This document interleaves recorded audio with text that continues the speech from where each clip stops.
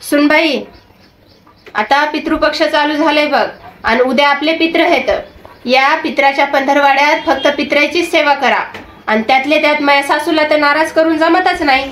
होती तवर बी चादड्यानं मला कवा सुख पडू दिलं नाही, आणि आता गेल्याच्या माघारी बी मायावर दात खाऊनच असत. म्हणून पित्राचं सगळं नियमातच झालं पाहिजे.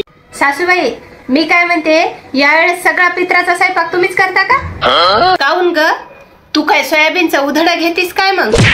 अहो सासूबाई, तसं नाही.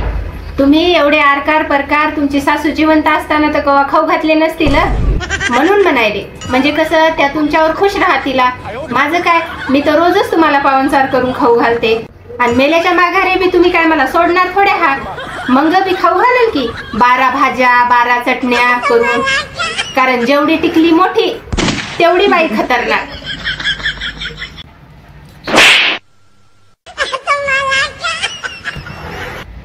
तू काशी घाल तिकडं बाई.